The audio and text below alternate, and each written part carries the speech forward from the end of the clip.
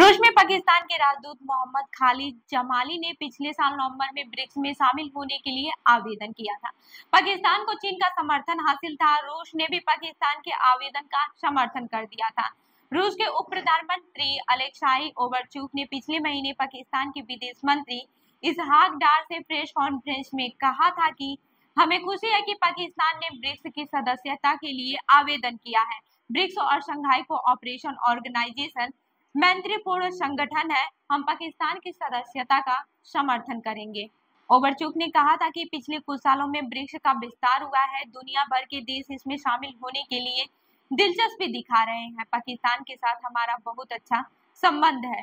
आपको बता दें कि ब्रिक्स की स्थापना 2006 में ब्राजील, रूस, इंडिया और चीन ने की थी। 2011 में इस गुट में दक्षिण अफ्रीका शामिल हुआ था। वहीं जनवरी 2024 में मिस्र, ईरान, इथियोपिया और यूएई को ब्रिक्स का सदस्य बनाया गया। हालांकि सऊदी अरब को भी शामिल होने के लिए आमंत्रित किया गया था, लेकिन अभी नहीं हो पाया है। अब बात करते हैं कि पाकिस्तान को नाकामी क्यों मिली। पाकिस्तान को शायद पहले ही अंदाजा था कि भारत उसकी सदस्यता को लेकर सहमत नहीं होगा। बुधवार को पीएम मोदी ने रूस के कजान में ब्रिक्स के 16वें समिट के समापन सत्र में जो कुछ भी कहा, उससे यह स्पष्ट हो गया है कि पीएम मोदी ने कहा है कि भारत ब्रिक्स में नए सदस्यों का स्वागत करता है, लेकिन इससे जुड़े हर फैसले सर्वसम्मति से होने चाहिए। भारत ब्रिक्स का संस्थापक देश है और किसी भी नए सदस्य को शामिल करने में भारत की सहमति जरूरी है। पीएम मोदी ने ब्रिक्स के विस्तार को लेकर भारत के रुख को स्पष्ट कर दिया है। पीएम मोदी ने कहा कि जोहानिसबर्ग में हमने जिस प्रक्रिया और सिद्धांत को स्वीकार किया था, उसका पालन होना चाहिए। वहीं 30 से ज्यादा देशों ने ब्रिक्स में शामिल होने के लिए दिलचस्पी दिखाई है। इसमें पाकिस्तान, श्रीलंका, तुर्की, मलेशिया, अजरबैजान और कोलंबिया भी शामिल है। पाकिस्तान से भारत के संबंध ऐतिहासिक रूप से खराब है, यहाँ तक कि दोनों देशों के बीच राजनयिक संबंध भी नहीं है। दूसरी अहम बात यह है कि भारत ब्रिक्स में ऐसे देशों को शामिल करने से परहेज करेगा जिसकी वफादारी चीन से है।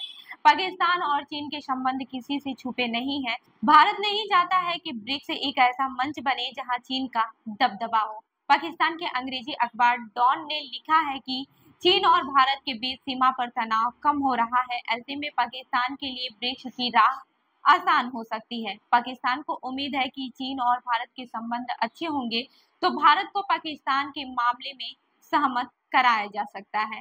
अब ये भी बात कर लेते हैं कि पाकिस्तान को ब्रिक्स में शामिल होने से किसने रोका। पाकिस्तान के विदेश मंत्रालय की प्रवक्ता मुमताज जहर बलोचा ने इस्लामाबाद में प्रेस कॉन्फ्रेंस में कहा था कि हम उम्मीद करते हैं कि पाकिस्तान के अनुरोध पर विचार किया जाएगा और ब्रिक्स को समावेशी बनाना है तो यह जरूरी है। कजान समिट में ब्रिक्स के पार्टनर देशों को भी घोषणा की गई है और पाकिस्तान का नाम इसमें नहीं है।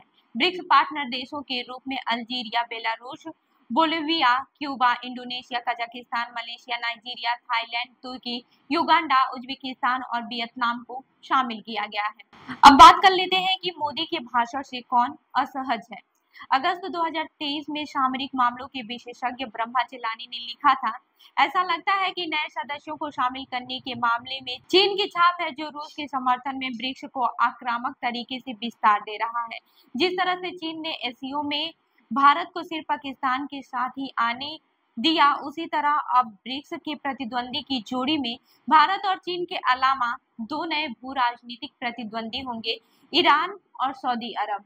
चिलानी का मानना था कि भारत को यूएई से दिक्कत नहीं है, लेकिन ईरान और सऊदी अरब परीक्षा की घड़ी में भारत नहीं बल्कि चीन के साथ होंगे। वहीं पीएम मोदी ने कहा कि ब्रिक्स को अंतर्राष्ट्रीय संस्थानों में सुधार के लिए आवाज उठानी चाहिए।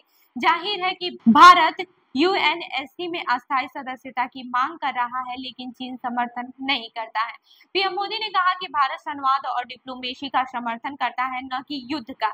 जाहिर है कि रूस ने यूक्रेन पर हमला किया और 2020 में चीन सैनिकों की भी गलवान में भारतीय सैनिकों से हिंसक झड़प हुई थी। वहीं आतंकवाद विरोधी लड़ाई और आतंकवाद के वित्त पोषण में हमें एक आवाज में बोलना चाहिए। ऐसे मुद्दों पर दोहरा मानदंड नहीं होना चाहिए। जाहिर है कि भारत ने कई बार यूएन में 26/11 मुंबई हमले से जुड़े लश्कर-ए-साजिश मीर को संयुक्त राष्ट्र में आतंकवादी घोषित कराने की कोशिश तो की, तो चीन ने रोक दिया था।